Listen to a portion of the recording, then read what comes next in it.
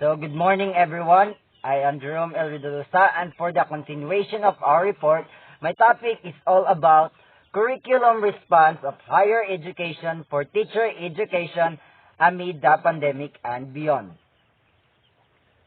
So, here are the learning outcomes for this lesson.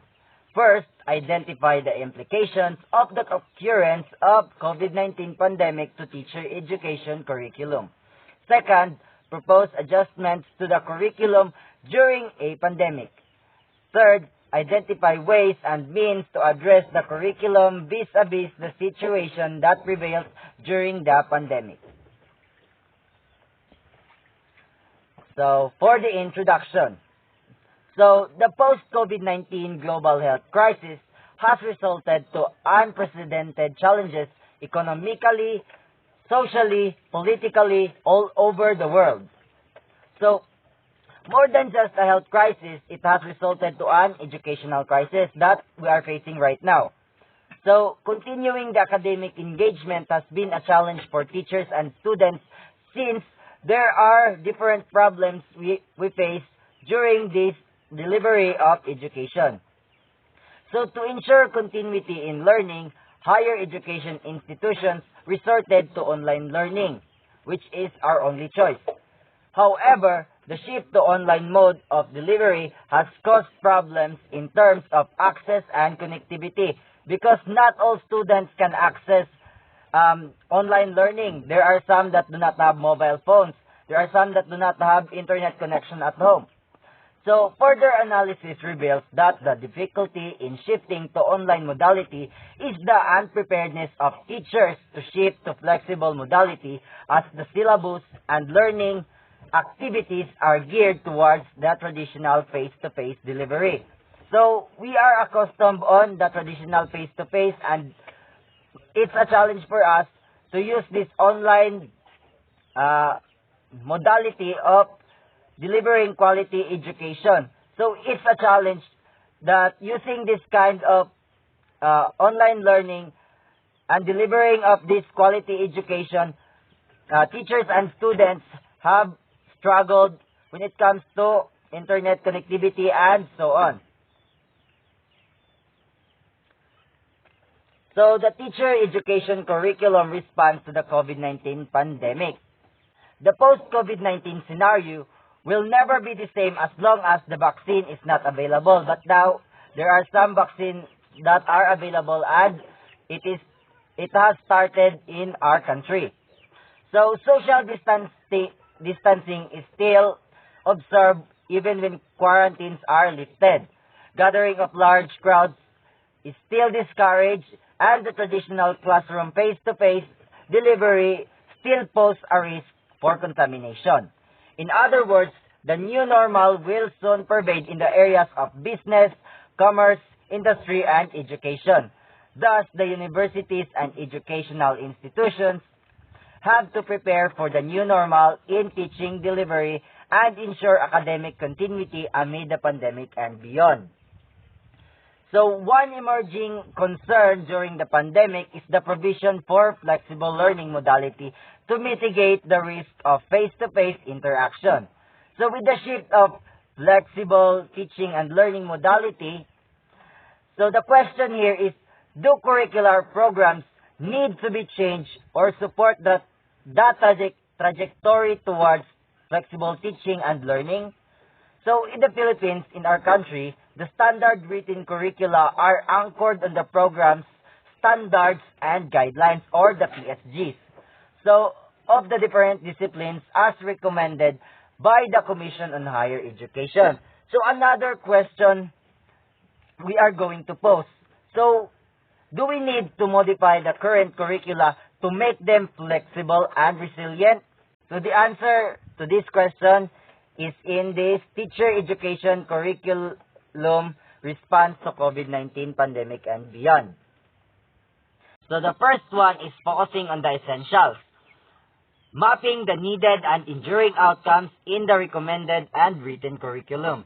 So, the mapping of the course outcomes should be done to determine the needed and enduring outcomes and which outcomes should be emphasized. Needed outcomes are the desired knowledge, skills, and values that are required to learn higher concepts. They are defined as competencies that learners needed for continuation to subsequent level of concept. They are considered as prerequisite competencies. On the other hand, enduring outcomes are competencies that are necessary not just for succeeding in a certain topic but are useful beyond a single unit or study. They are knowledge, skills, and values that have overarching applicability in real-life situations. So, here, there are two outcomes being presented. We have the needed outcomes and enduring outcomes. So, these outcomes will be further differentiated in the next slide. So, here are the two examples taken from the sample syllabus in Art Appreciation, a course in General Education curriculum in higher education. So, we have box A and box B. So, in box A, existing statement of outcomes in a syllabus. So, this is what we call the needed outcomes. And in box B, modified statement of outcome to cover the essential. So, it's like the enduring outcomes. So, at the end of the 3-unit course, the students should be able to first, mount an art exhibit, concept through virtual production or development, post-production, exhibit marketing, documentation, and critiquing. Second, create their own works of art and create their own production of exhibits. In box B, we have, at the end of the 3-unit course, the students should be able to create their own work of art through a visual production or exhibit. So, in this way, there is only one outcome instead of two. So, in the outcomes in box A are consolidated to create only one exhibit that is inclusive. So, it includes all the activities. So that students will not be having a difficulty in doing the activity. So here we have another example still all about art appreciation. So here is the learning outcome. First, we have determine culturally appropriate terms, expressions, and images, sensitivity to gender, race, class, and etc. So it's a needed outcome. Second, determine cultural and intercultural awareness and sensitivity in communication of ideas. Still a needed outcome. So, these two are essential, but we can consolidate it to make it easier for students. So, we have use culturally and interculturally terms, expressions, and images in communication of ideas. So, that's all about the first one. So, let's proceed to rearranging of the college course offerings. So this is another way of modifying curriculum during the pandemic is to rearrange the course offerings. So for example, the theories and concepts that can be delivered online may be offered in the first 2 years, while face-to-face is not yet possible due to the risk of infection. The laboratory-based field study and practicum courses can be offered later when face-to-face modality is feasible.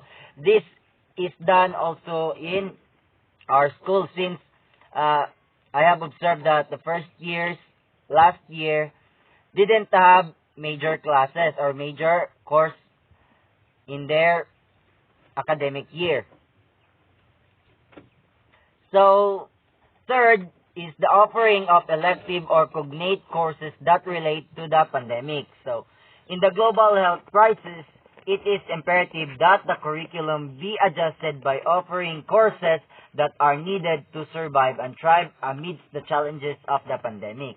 Some of the proposed elective courses that are deemed essential, especially in the teacher education programs, are the following. We have change management, disaster risk management, flexible learning and teaching strategies, resilient education, alternative assessment, remote teaching, health and mental wellness, instructional materials development for blended instruction, active learning principles and practices, and lastly, the psychosocial support during crisis.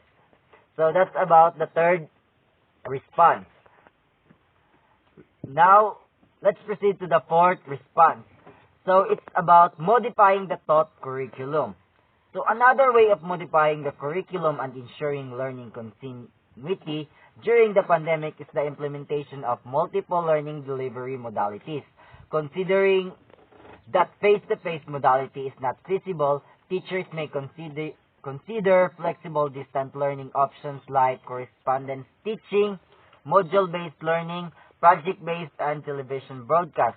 So for learners with internet connectivity, computer-assisted instruction, synchronous online learning, asynchronous online learning, collaborative e-learning may be considered.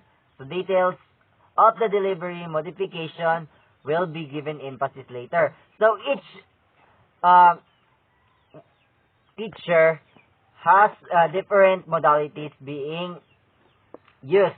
So most of the teachers in our school uses online-based learning. So which may be asynchronous or synchronous for the delivery of instruction to be easier. So that's about modifying the taught curriculum. And lastly, we have the modifying the assessed curriculum. So adjustments on the assessment measures can also be considered amid the pandemic. So there is no need to limit requirements and focus on the major essential projects that measure the enduring learning outcomes like case scenarios, problem-based activities, and capstone projects. Authentic assessments have to be intensified to ensure that competencies are acquired by the learners. In the process of modifying the curriculum amid the pandemic, it must be remembered that initiatives and evaluation tasks must be anchored on what the learners need, including their safety and well-being. So that's all about my report, and for the next topic, my co-reporter will report.